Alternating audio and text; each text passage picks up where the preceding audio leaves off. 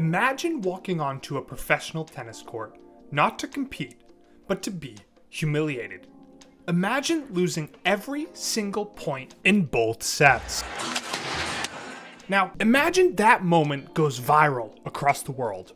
Your name etched in tennis history, not for greatness, but for what might be the most pitiful performance the sport has ever seen. This is the story of Artem Bakhmet, a name you've probably never heard of.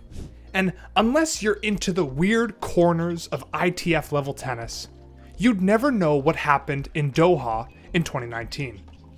But for those who saw it, they'll never forget. Because on that court, that day, a golden match was served up. That's 48 straight points, no errors, no deuces, no mercy, and at the center of it all was a man who looked like he didn't belong on a tennis court at all.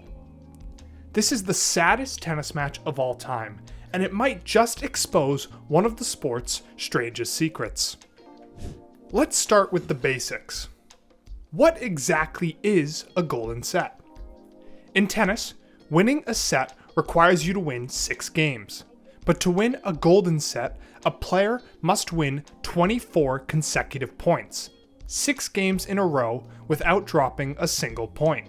So a golden match is just that times 2. That means the opponent doesn't win a single rally, not on serve, not on return, nothing. Golden sets are so rare, they've only occurred a handful of times in recorded professional tennis history. Bill Scanlon famously recorded the first ever golden set in ATP level competition in 1983, defeating Marcos Hocevar 6-2, 6-0 with a golden second set. Then there's Yaroslava Shvedova in 2012, who pulled it off at Wimbledon, yes, Wimbledon, against Sara Errani. So how rare is it really? Think about this. There are over 100,000 professional tennis matches held globally every year across all levels. And in that massive volume, only a tiny fraction have featured a golden set. It's like bowling a 300 game blindfolded. It doesn't just take skill, it takes complete domination, and an opponent offering almost zero resistance.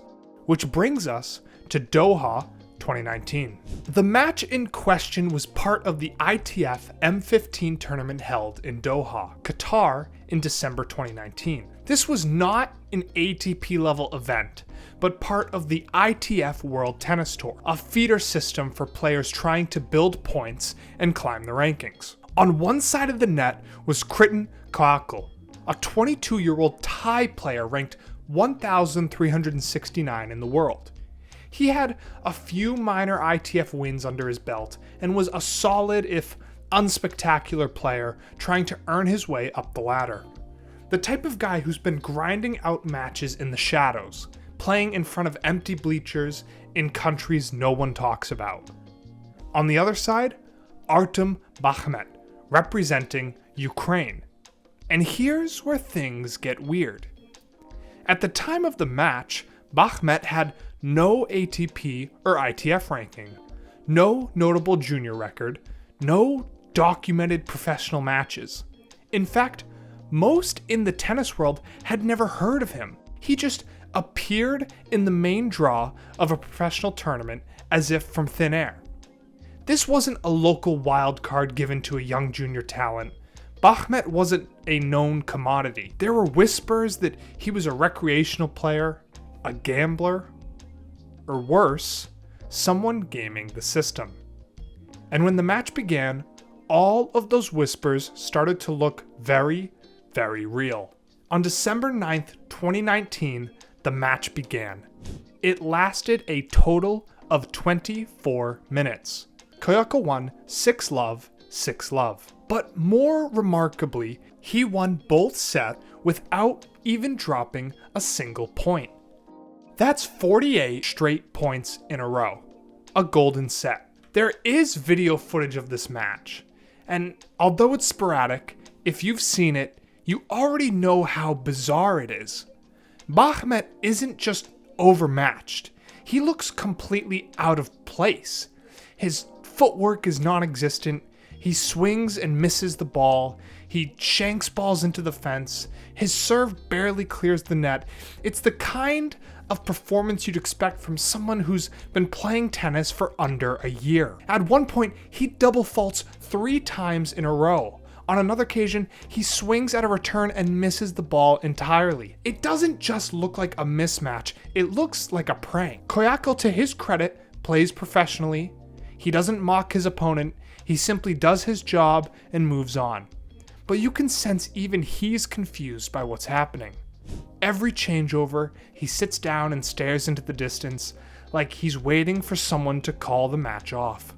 But no one does. This is the big question. How did Artem Bakhmet get into the main draw of a professional event? The ITF World Tennis Tour, unlike ATP and Grand Slam events, often struggles to fill draws, especially in remote or lower profile locations. Players enter through an International Player Identification Number, IPIN, pay a small fee, and if the draw isn't full, they can sometimes sneak in without any ranking at all. It's designed to give local players a chance, or to allow underdogs to make a name. But in this case, it seems the system was exploited. Bakhmet entered as a qualifier, but when others withdrew and the draw needed filling, he was placed into the main draw. There are reports that he had little to no competitive experience, and many believe he may have entered simply to manipulate betting markets. That's right, match fixing may have been the real story here. There's speculation that someone placed money on a precise scoreline, that being 6-love, 6-love, or other betting markets that would be extremely unlikely in a normal match. With Bakhmet's performance being so unprofessional, it raised serious red flags with both fans and tennis integrity officials. Following the match, clips of Bakhmet's performance went viral. Reddit threads analyzed every frame of the footage. Tennis journalists started asking questions. Koyako's golden set was celebrated, but the real focus was on Bakhmet's legitimacy. Soon after, the ITF began quietly examining how this happened. Tournament entry procedures came under scrutiny.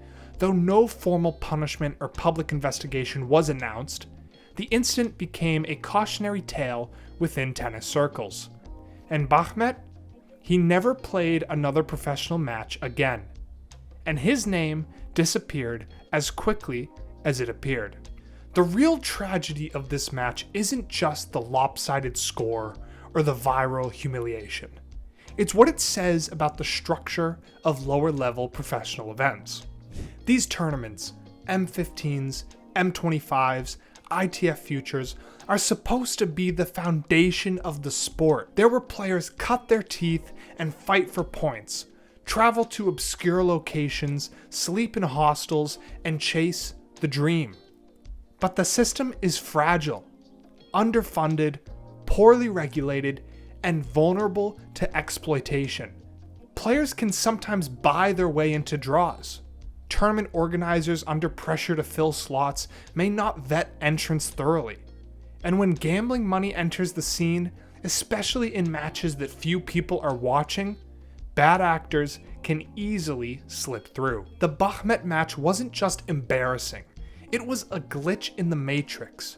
A reminder that even in a sport built on discipline and merit, the cracks run deep. While most of the attention went to Bakhmet, it's worth acknowledging Koyako. He was professional throughout. He didn't celebrate or clown his opponent. He won, shook hands, and moved on. In later interviews, Koyako said very little about the match. And maybe that's for the best. What can you say when your opponent doesn't even belong in the same universe, let alone the same court? For Koyako, the match became a strange footnote in his career.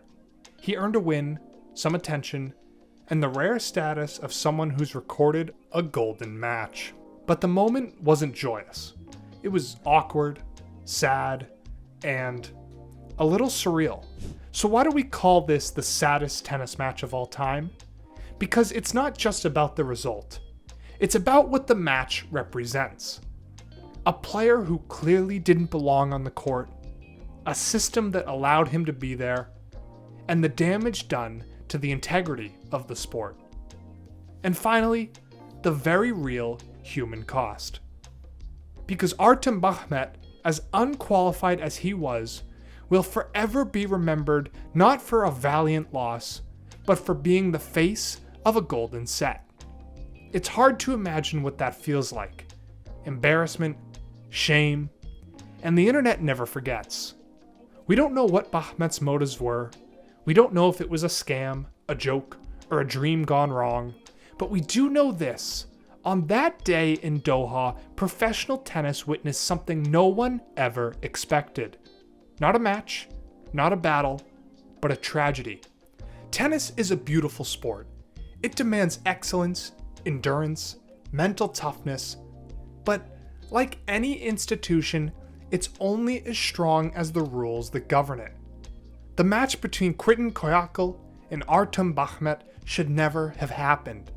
Not because one player was better than the other, but because one of them wasn't a professional. And yet, somehow, they shared the same court. It's the kind of story that makes you laugh at first, then shake your head, then start asking questions. That's why we tell it, not to shame a player, but to shine a light on how easily the game can be compromised when no one's watching. Thanks for watching our video. Let us know in the comments, what do you think happened in this match? Was it incompetence, a scam, or something even darker? See you next time.